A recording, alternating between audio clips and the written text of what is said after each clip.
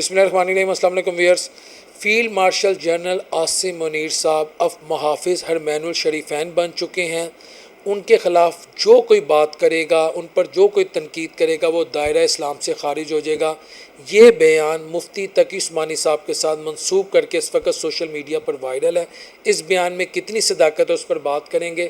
اور جو ہماری آج کی دوسری خبر ہے، آنے والے چند ہفتوں میں اسرائیل اور بھارت ایک ڈیفنس پیکٹ کرنے جا رہے ہیں نیٹو کی طرز پر، اسی طرز پر جس طرح پاکستان اور سعودی عربیہ نے ایک ایگریمنٹ کیا ہے۔ ابھی اسے مشکل سے 24 گھنٹے ہوئے ہیں، لیکن اس کے ساتھ ساتھ سوال یہ ہے کہ آخر بھارت اور اسرائیل کو ڈیفنس پیکٹ کی کیا ضرورت پڑ گئی، کیونکہ اس خطے میں جو اگریسر ہے وہ بھارت ہے، اور اس خطے میں مڈل ایسٹ میں جس ملک نے سب سے زیادہ جہریت کی ہے وہ کسی سے ڈھکی چھپی بات نہیں ہے۔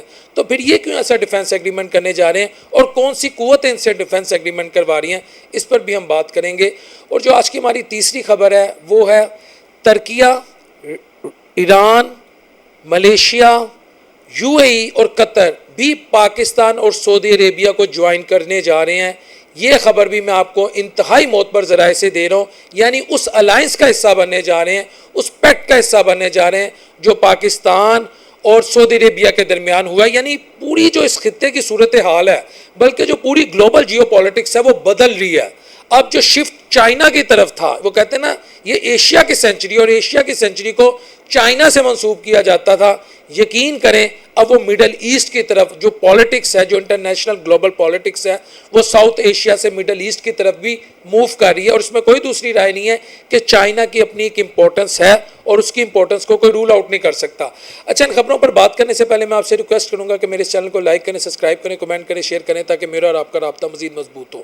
پھر جہاں تک مفتی تقی عثمانی صاحب کی بات ہے، وہ عالم ہیں، فاضل ہیں، دین کا علم رکھتے ہیں، تقوی پرہیزگاری ان سے منسوب کی جاتی ہے، یا تقوی پرہیزگاری ان کا شعار ہے۔ ہم ان کی عزت کرتے ہیں۔ ہم تمام مکاتب فکر، تمام مسالک کے علماء کی، چاہے وہ اہل تشیع ہوں، اہل سنت والجماعت ہوں، ہمارے لیے تمام لوگ قابل عزت و قابل احترام ہیں۔ مفتی تقی عثمانی نے ماضی میں بھی ایک سٹیٹمنٹ دی تھی، اگر آپ کو یاد ہو، جو سندھ کے گورنر ہیں کامران ٹسوری، ان کی جو ایفرٹس ہیں، ان کی جو سروسز ہیں، اس کو کوٹ کرتے ہوئے کہا تھا کہ حضرت عمر فاروق رضی اللہ تعالیٰ عنہ بھی رات کے ٹائم لوگوں کا حال احوال معلوم کیا کرتے تھے، حتیٰ کہ میں مفتی صاحب سے انتہائی احترام سے ان کی عزت کرتے ہوئے اور بغیر کسی اپنی لیمٹس کو کراس کرتے ہوئے بالکل ایگری نہیں کرتا، عمر فاروق رضی اللہ تعالیٰ عنہ کے پاؤں کے خاک کے برابر بھی کوئی پاکستان میں لیڈر نہیں ہے، قطعاً کوئی لیڈر نہیں ہے۔ کامران ٹسوری ہو، پی ٹی آئی سے ہو، نون لیگ سے ہو، کسی بھی جماعت سے ہو، کسی کی حیثیت ہی نہیں ہے۔ ہر ماں عمر فاروق پیدا نہیں کرتی، یہ میں بتا دوں۔ تو مفتی صاحب نے پتہ نہیں ایسی بات کیوں کی، لیکن اب ان سے منسوب کر کے سوشل میڈیا پر ایک بیان وائرل ہے، جس میں میں آپ کو پڑھ کے سنا دیتا ہوں۔ یہ کہا جا رہا ہے کہ فیلڈ مارشل اب محافظ حرمین الشریفین بن چکے ہیں، اب جو فیلڈ مارشل پر تنقید کرے گا وہ دائرہ اسلام سے خارج ہو جائے گا۔ اچھا، اب اس بیان کی کیا حقیقت ہے، کیا صداقت ہے، اس کا ریبٹل مفتی تقی عثمانی صاحب نے اپنے ٹویٹر اکاؤنٹ سے دے دیا، وہ بھی میں ایز اٹ از آپ کے سامنے پڑھنے لگا ہوں کہ نہایت افسوس ہے کہ کچھ افطرا پرداز سوشل میڈیا پر ایسی باتیں مجھ سے منسوب کر کے چلا دیتے ہیں جو سراسر جھوٹ پر مبنی ہوتی ہیں۔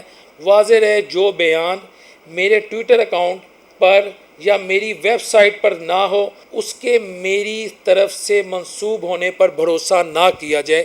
یعنی یہ جو بیان اس وقت سوشل میڈیا پر وائرل ہے کہ فیلڈ مارشل عاصم منیر کے خلاف جو تنقید کرے گا وہ دائرہ اسلام سے خارج ہو جائے گا، یہ جھوٹ پر مبنی ہے۔ ایز اے جرنلسٹ یہ میری ڈیوٹی تھی کہ میں وہ حقائق بھی آپ کے سامنے لاؤں جو سوشل میڈیا میں ڈسٹورٹ کر کے آپ کے سامنے رکھے جا رہے ہیں۔ اچھا ویئرس، اب جو ہماری دوسری خبر ہے وہ محمد مالک ایک معروف صحافی ہیں، تجزیہ کار ہیں، اینکر ہیں۔ انہوں نے کہا ہے کہ شہباز شریف کے آگے 18 جہاز اڑتے ہیں یا 22 جہاز، اس سے فرق نہیں پڑتا، دیکھنا یہ ہے کہ ہماری معیشت کا جہاز کب اڑتا ہے اور کون اڑاتا ہے۔ انہوں نے اس طرح کی بات کی ہے۔ اور ساتھ ہی جو متین ہیں، عامر متین صاحب، ان کی بھی ایک سٹیٹمنٹ اس وقت وائرل ہے۔ وہ یہ کہتے ہیں، علی خضر کا آرٹیکل تھا جس میں انہوں نے یہ کہا تھا کہ دعوے تو MoUs 70-80 billion dollar کے ہو چکے ہیں، جبکہ پورے سال میں صرف $300 ملین کی بیرونی سرمایہ کاری ہوئی ہے. یعنی جو پاکستان اور سعودی عربیہ کے درمیان ڈیفنس ایگریمنٹ ہوا ہے، اب اس ایگریمنٹ کے جو ناقدین ہیں وہ کہتے ہیں کہ SIFC پہ بھی کہا گیا تھا کہ $100 بلین کی انویسٹمنٹ آ جائے گی، 70 سے 80 ارب ڈالر کی انویسٹمنٹ آ جائے گی، صرف $300 ملین کی انویسٹمنٹ آئی ہے اوور آل. اور محمد مالک کہہ رہے ہیں کہ جی 18 جہازوں یا 22 جہازوں، اصل بات یہ ہے پاکستان کی معیشت کا جو جہاز ہے وہ کب اڑتا ہے، وہ کب اٹھتا ہے.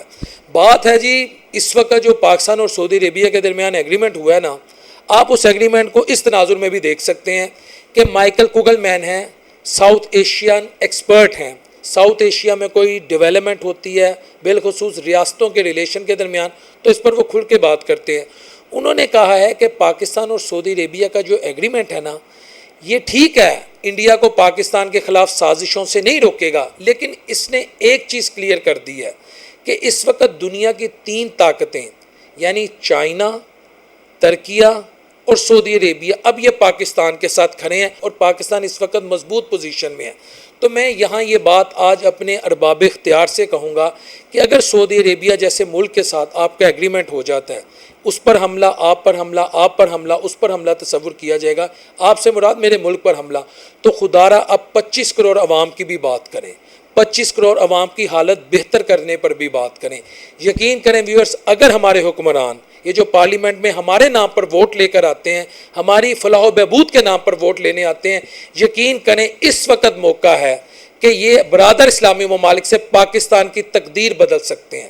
یہ پاکستان کو ایسا بنا سکتے ہیں کہ پاکستان سے بندہ کوئی ڈنکی لگا کے باہر نہیں جائے گا. پاکستان میں جاب جنریشن ہوگی، پاکستان میں حقیقت میں اربوں خربوں ڈالر کی انویسٹمنٹ ہو سکتی ہے، کیونکہ اس وقت مڈل ایسٹ کے جتنے بھی طاقتور ممالک ہیں ان کو کس سے خطرہ ہے؟ اسرائیل سے خطرہ ہے. اور اسرائیل نے قطر پر حملہ کر کے بات ثابت کر دی ہے. اب مڈل ایسٹ کے پاس کیا ہے؟ ان کے پاس انرجی ہے. پاکستان کے پاس انرجی کا شدید فقدان ہے. ہماری تیل کی قیمتیں کہاں پہ ہیں؟ ہماری بجلی کی قیمتیں کہاں پہ ہیں؟ ہماری گیس کی قیمتیں کہاں پہ ہیں؟ ایک عام آدمی کے 24 گھنٹے جو صبح دوپہر شام محنت کرتا ہے، یقین کریں اس کے بچوں پر، اس کی فیملی پر نہیں لگتے. بجلی، گیس اور تیل کی مد میں اس کی ساری کمائی نکل جاتی ہے. یہ چیزیں یہاں پہ سستی ہو سکتی ہیں. ان چیزوں کو سستے کرنے کا مطلب ہے آپ کی انڈسٹری تگڑی ہو سکتی ہے. انڈسٹری تگڑی ہونے کا مطلب ہے یہاں لاکھوں کروڑوں جاب جنریشن ہو سکتی ہیں ڈائریکٹلی اور انڈائریکٹلی. تو یہ موقع ہے پاکستانیوں کے لیے، پاکستان کی لیڈرشپ کے لیے کہ آپ اب پاکستان کا سوچ لیں. آپ لوگوں کے پاس اتنا پیسہ، اتنا روپے ہے کہ خدا کی قسم آپ کی 2100 نسلیں گھروں میں بیٹھ جائے نا تو وہ پیسہ بڑھتا جائے گا، کم نہیں ہوگا. کام کرنا تو دور کی بات. اب عام پاکستانی کی فکر کریں، ادھر کی جو لیڈرشپ ہے انہیں یہ بتائیں کہ اگر آپ نے پاکستان اور مسلم ورلڈ کی دوستی کو مضبوط کرنا ہے تو پاکستانیوں کے دل جیت لیے جائیں. یہ ہے پاکستانیوں کے دل جیتنے کا اصل موقع. اگر UAE کی لیڈرشپ، اگر قطر کی لیڈرشپ، اگر سعودی عربیہ کی لیڈرشپ بقول مشاہد حسین کے $200 ٹریلین جو ہیں وہ امریکہ کی جھولی میں ڈال سکتے ہیں کہ آپ ہمیں سعودی عربیہ سے پروٹیکٹ کریں، تو کیا پاکستان میں انرجی کی سپلائی کو ریزنیبل کوسٹ پہ نہیں بنا سکتے؟ پاکستان کا قرضہ اتارنے کے لیے پاکستان کے ساتھ کھڑے نہیں ہو سکتے؟ پاکستان میں انویسٹمنٹ نہیں کر سکتے؟ پاکستان میں مینوفیکچرنگ کے لیے، انڈسٹری کو تگڑا کرنے کے لیے تیل ہمیں انتہائی سستی قیمت پر نہیں دے سکتے؟ ایک مضبوط پاکستان مضبوط دفاع کرے گا انہی ممالک کا. دس از دا ٹائم فار یونٹی. تو اگر ہمارے حکمرانوں نے، یقین کریں یہ تاریخ میں لکھا جائے گا، اگر انہوں نے اب بھی ہوش کے ناخن نہ لیے، اب بھی انہوں نے پاکستان کے لیے کچھ حاصل نہ کیا، تو پھر ہمارے پلے کچھ نہیں رہے گا. یہ بار بار تاریخ آپ کو موقع نہیں دیتی، بار بار ٹرین آپ کے پاس نہیں آتی. یہ ٹرین مس نہیں کرنی چاہیے. یہ پاکستانیوں کی باری ہے کہ پاکستانیوں کے حالات بہتر کیے جائیں. کیونکہ دوسری طرف میں آپ کو بتا رہا ہوں، انڈیا اور اسرائیل ایک دوسرے کے اسٹریٹجک پارٹنر ہیں. پاکستان پر جو جنگ مسلط کی گئی تھی وہ ڈرونز کس ملک کے تھے؟ بچے بچے کو پتہ ہے. تو اب وہ بھی اسی طرز پر ایک اور ڈیفنس ایگریمنٹ بنانے جا رہے ہیں. ان کا ڈیفنس نیکسس مزید تگڑا ہوگا. تو یہ موقع ہے عرب ورلڈ کے لیے اور پاکستان کے لیے کہ ایک دوسرے کا بازو بنے اور ایک دوسرے کو سپورٹ کریں. پاکستان کے پاس سٹرونگ ملٹری ہے، پاکستان کے پاس اٹامک پاور ہے، پاکستان کے پاس جیوگرافک لوکیشن ہے. ہماری جیوگرافی ایسی جگہ ہے کہ عرب ورلڈ میں کسی بھی ملک کو اگر اسرائیل سے خطرہ ہوتا ہے تو ہم ود ان نو ٹائم وہ اسٹیپ ان کر سکتے ہیں. ہماری ود ان نو ٹائم پہنچ ہو سکتی ہے. ہم مکہ، مدینہ، ہم قطر، ہم UAE، ہم بحرین، ہم عمان، کہاں نہیں ہم پہنچ سکتے. یہ موقع ہے ایک ہونے کا، نیک ہونے کا، اور اس میں ہماری لیڈرشپ کو اگر ہماری پرواہ ہوگی تو وہ ہماری بات کرے گی. وہ عمران خان صاحب جب ملے تھے، اگر آپ کو یاد ہو محمد بن سلیمان سے، تو انہوں نے جو وہاں کی ورکنگ کلاس تھی، جو وہاں لوگ بے گناہ جیلوں میں تھے، جن پر کیسز بن گئے تھے یا چھوٹے موٹے جو کیسز تھے، عمران نے ان کی بات کی تھی. دیکھیں جس کی جو اچھی بات ہو ہمیں وہ کرنی چاہیے. تو میں یہ سمجھتا ہوں کہ شہباز شریف کو، ٹھیک ہے فارم 45 فارم 47 الیکشن صحیح ہوئے غلط ہوئے، آپ کامن ویلتھ وہ جو ممبر آبزرور گروپ کی رپورٹ ہائڈ ہو گئی، سب کچھ مان لیا، لیکن کم از کم اس موقع پہ پاکستانی عوام کے لیے کھڑے ہو جائیں. ہماری عوام آپ کے ساتھ کھڑی ہو جائے گی، ورنہ تاریخ بھی آپ کو معاف نہیں کرے گی اور عوام بھی آپ کو معاف نہیں کرے گی. آج آپ فری اینڈ فیئر الیکشن کروا لیں، پتہ لگ جائے گا ووٹ کس کا ہے. تو میرا ایز اے پاکستانی یہ مشورہ ہے کہ اگر اب بھی 25 کروڑ عوام کو یاد نہ رکھا گیا، 77 سالوں میں نہیں ان کو رکھا گیا کسی بھی پالیسی کو بنانے میں، اب بھی رکھا نہ گیا تو یہ جرم عظیم ہوگا، کیونکہ اب اکٹھے ہیں. اس کے بعد کیا ہوگا؟ السلام علیکم ورحمۃ اللہ وبرکاتہ.